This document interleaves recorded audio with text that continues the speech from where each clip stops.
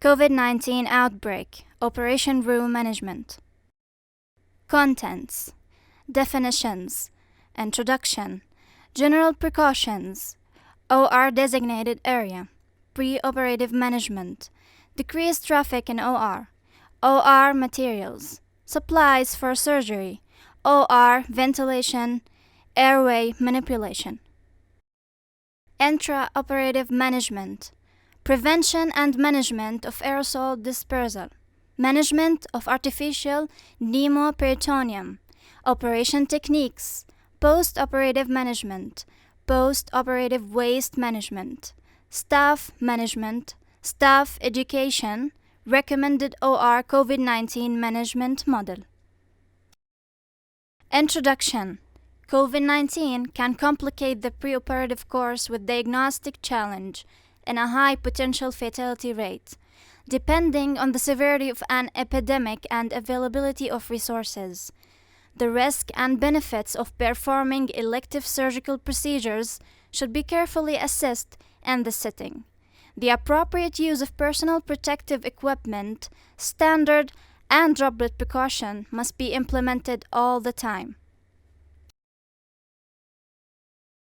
Definitions: OR, Operation Room; PSCU, Post-Anesthesia Care Unit or Recovery Room; Holding Area, Receiving Area before surgery in OR; Aerosolization, mechanisms that produce aerosolized virus, smaller particles that float in the air far longer than droplets, and that can also travel further like coughs and sneezes and strong blood gush. Automized local anesthetic, other anesthesia methods than general anesthesia. General precautions. Personal protective equipment, PPE, should be available for all providers to ensure droplet contact isolation precautions can be achieved. Don't bring personal items such as cell phones and pens inside OR. OR designated area. Designate a specific operating theater for all COVID-19 cases. Ideally should include 2 separated spaces. First, anteroom or isolated nearby corridor should be used as an area for donning and doffing of personal protective equipment and exchange of equipment, medications, and materials for the case. Second, operation room should be out of high traffic areas, completely emptied of all non-essential materials. Disposable pens should be provided in the room. Only the materials necessary for the case should be within the room, and all disposables should be discarded at the end of the case. Signs posted on the doors to minimize staff exposure. Pre-operative management. Preparation phase. For patients from isolation wards or ICU, give 30 minutes grace time for ward nurse to send patient to OR. Ward or ICU nurse to activate security. OR nurse manager or in charge, activate the team. Hand over pouch to OR runner with the PPE cupboard key. OR runner, place infection control tags on door and close corridor. Place equipment on PPE trolley. Fill disinfectant in a bottle. OR nurse, don full PPE. Prepare OR accordingly. Scrub nurse to up and prepare trolley. Circulating nurse to pass all additional consumables or instruments to runner before patient enters the room. Anesthesiologist or anesthesia technician. Anesthesia technician, ensure adequate PPE and 95 mask. Don full PPE. Obtained required consumables, drugs and a new pen from injection and intubation trolley. Place drug tray and airway adjuncts on respective designated trolley. Receiving patients. Confirmed or suspected patients should not be brought to holding or PSCU areas. Decreased traffic in OR. 1. The OR door must be kept closed at all times. 2. Clear signs should discourage unnecessarily entering the room. 3. Trainees or newly hired staff in particular should not be involved with cases unnecessarily. 4. Limiting operating theater staff to the essential members only. 5. All operators' surgery team should enter the OR timely, aiming to minimize time spent within the OR itself. 6.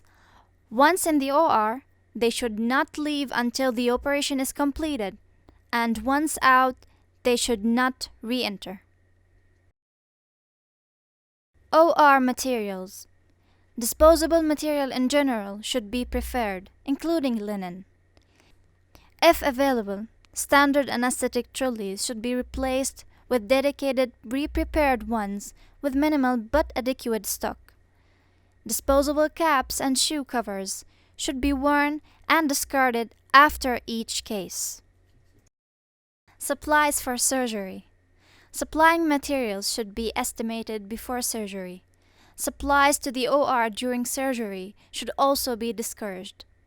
Surgeons should preferably perform the operation with what is available in the OR once the operation started. Any essential retrieval of necessary equipment should be done by staff outside the OR. OR ventilation. Negative pressure ORs would be ideal to minimize infection risk. A high air exchange cycle rate contributes to effectively reduce the viral load within ORs. Airway manipulation. Airway manipulation.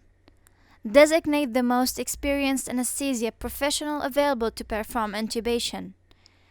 Prohibit trainee intubation during this time. Avoid awake fiber optic intubation unless specifically indicated. Automized local anesthetic will aerolize the virus. If available, consider using a video laryngoscope to improve intubation success. Avoid manual ventilation of patient lungs and potential aerosolization of virus from airways. Heat and moisture exchanging filter, rated to remove at least 99.97% of airborne particles 0.3 microns or greater in between the face mask and breathing circuit, or in between face mask and reservoir bag. Intraoperative management.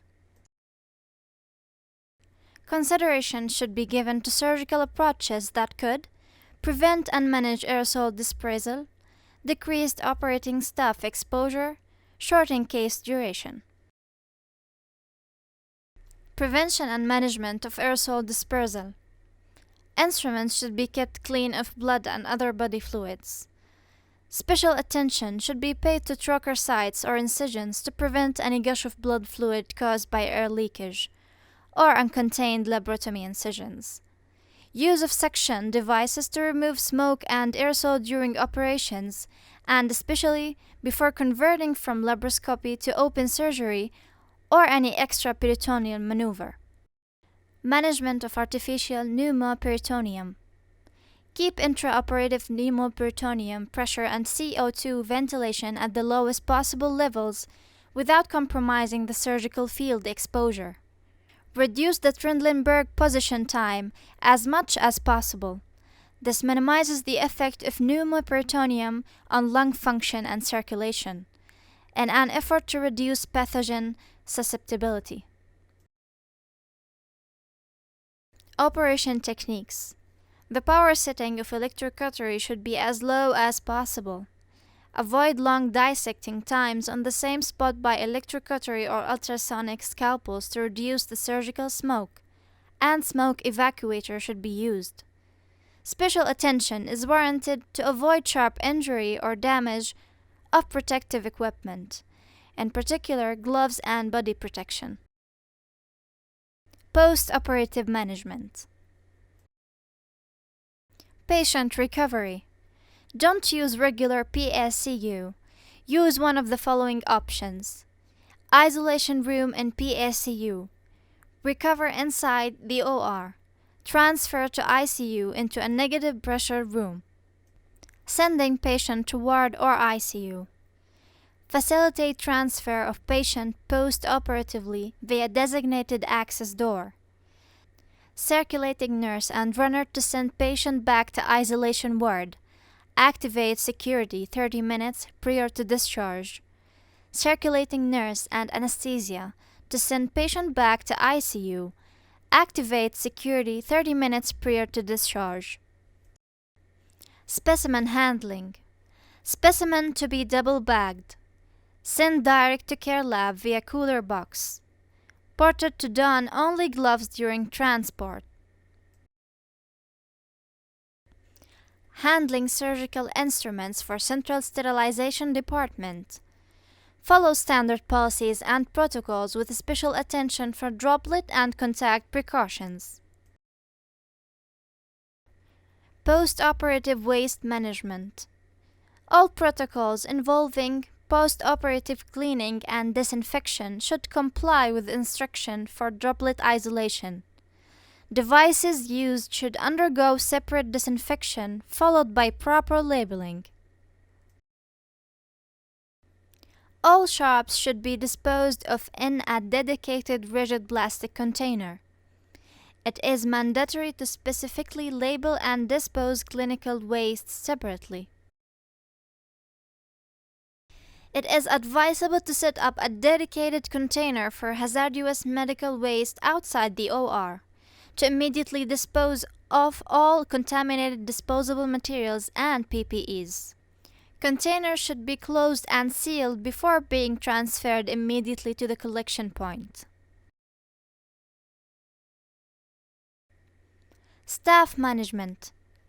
Number of staff. Limiting operating theater staff to the essential members only. Trainees. Trainees or newly hired staff in particular should not be involved with cases unnecessarily. Runner nurse. Outside OR for drugs, devices, equipment. Circulating nurse. Inside operation room should be dedicated to the operating theater to provide all materials needed throughout the case, with exchanges performed using a material exchange card placed immediately outside of the room or in the anteroom. Staff education.